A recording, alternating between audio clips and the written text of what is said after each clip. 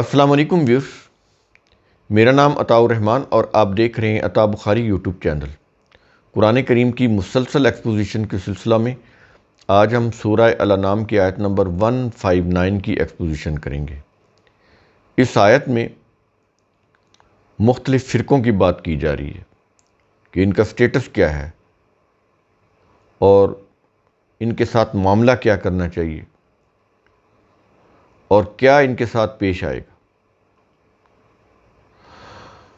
الفاظ ہیں سورہ الانعام آیت نمبر 159۔ بڑی اہم آیت ہے یہ، اس کو اپنے غور سے سننا ہے۔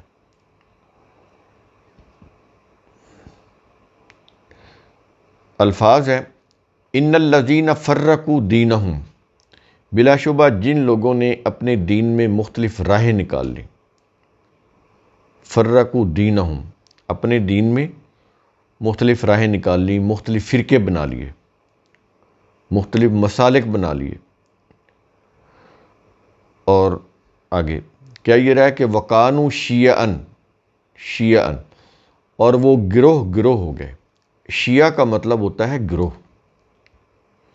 اب جس چیز سے اللہ نے منع کیا انہوں نے وہی لفظ اپنے لیے منتخب کر لیا اور شیعہ بن گئے اور کہا کہ ہم شیعہ علی ہیں۔ قرآن منع کر رہا ہے کہ شیعہ نہ ہونا، انہوں نے کہا نہیں ہم علی کے شیعہ ہوں گے، اور وہ شیعہ علی کہلاتے ہیں نہیں۔ قرآن کیا کہہ رہا ہے؟ وَقَانُوا شِیَعًا، اور وہ گروہ گروہ ہو گئے۔ اس طرح گروہ گروہ ہو گئے کہ شیعہ علی بن گئے۔ اب اس کا مطلب یہ نہیں کہ اہل سنت صحیح ہیں، ان کے بھی گروہ بن گئے، کوئی حنفی، کوئی حنبلی، کوئی شافعی، کوئی مالکی، کوئی سنی، کوئی وہابی، کوئی بریلوی، کوئی دیوبندی، گروہ بن گئے۔ میجر دو گروہ بن گئے، شیعہ اور سنی۔ آگے پھر ان کی مختلف برانچز، اور ان کے پیرلل وہ تصوف جو ہر مسلک میں ہے، وہ چاہے فقہی شرعی مسلک ہو یا کوئی اور،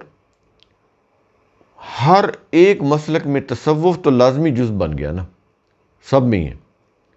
اور تصوف سارا کا سارا شرک ہے، ٹوٹل قرآن کے اگینسٹ ہے۔ تصوف کی کوئی ایک چیز بھی قرآن کے مطابق نہیں ہے، سب کا سب قرآن کے خلاف، اور ہر مذہب نے اس کو اڈاپٹ کیا، کیونکہ تصوف سے ہی تو ان کی دکانداریاں چمکتی ہیں۔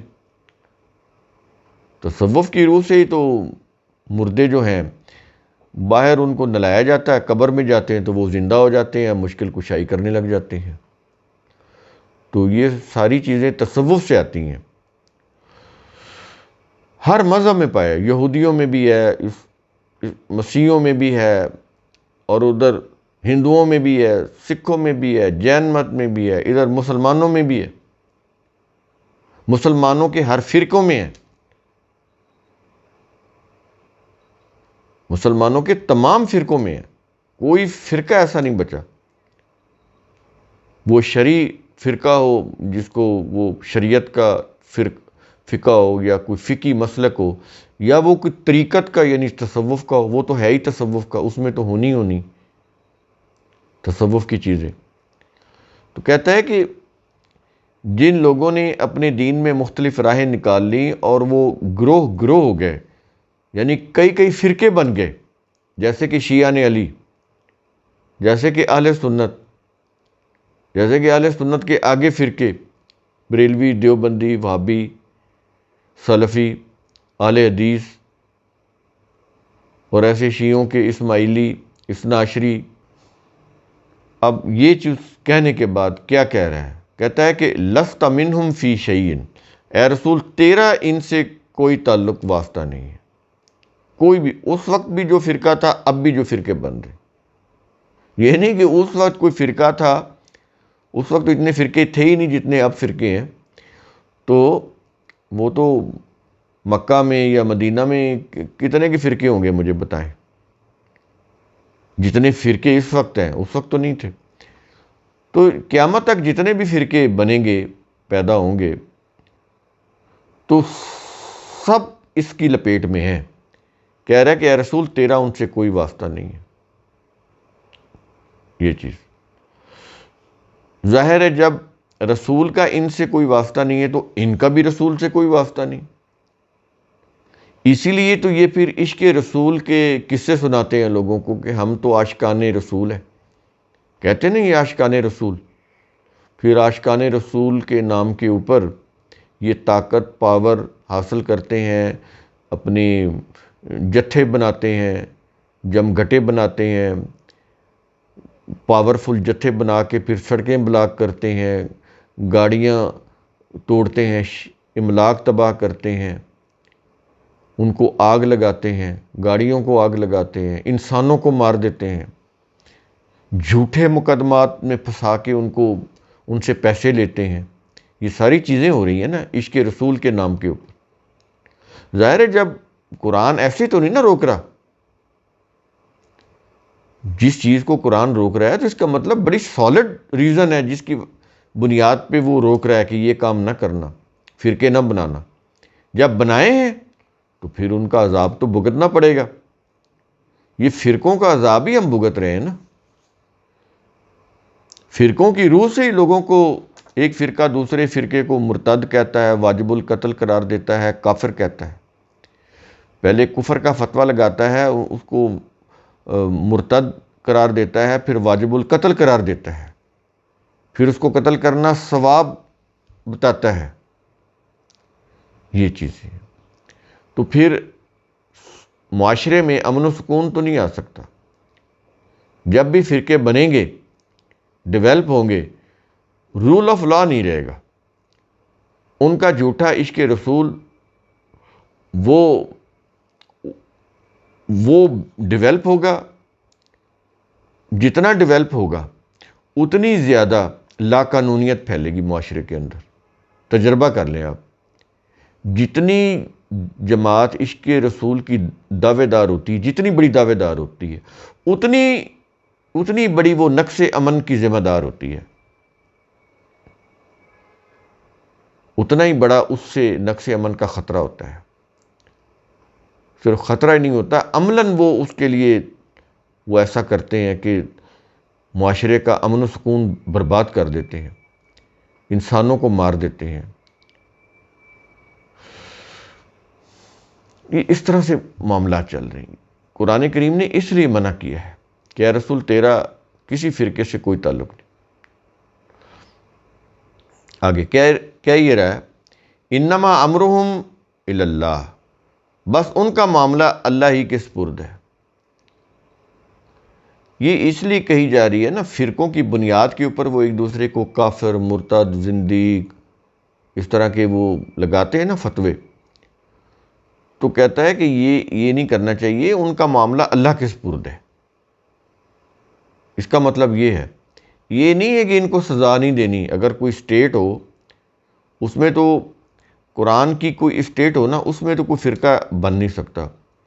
اگر کوئی فرقہ بنے گا وہ اقلیتی ہوگا، اقلیتی فرقہ کہلائے گا. وہ کوئی بھی اسلام کے نام پر فرقہ وہ کہے کہ ہم مسلم ہیں، وہ پھر اقلیتی فرقہ ہوگا. وہ اپنے معبد خانہ تک محدود اس کو کر دیا جائے گا. اگر قرآن کی حکومت ہوگی تو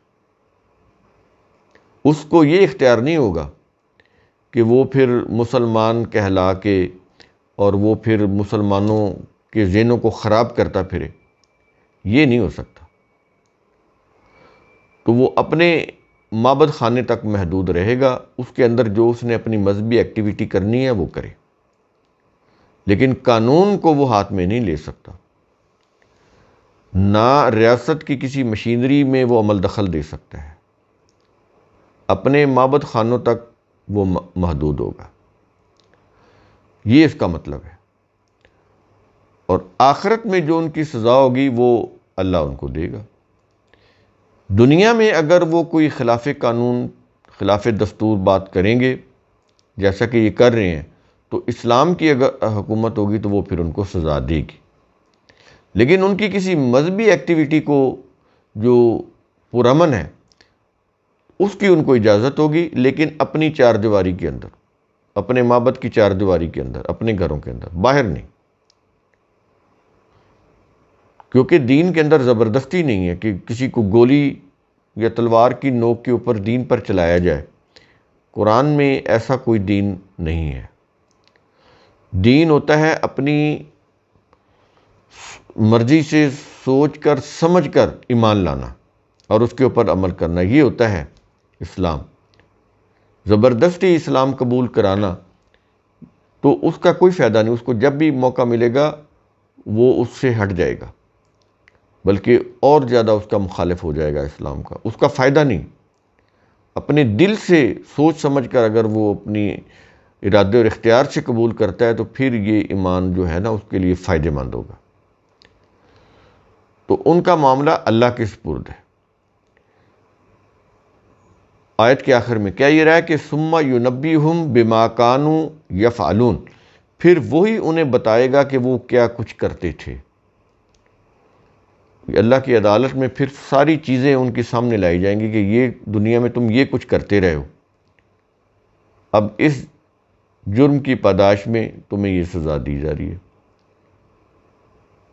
فرقہ پرستی جو ہے نا یہ شرک ہے، اور شرک ناقابل معافی جرم ہے.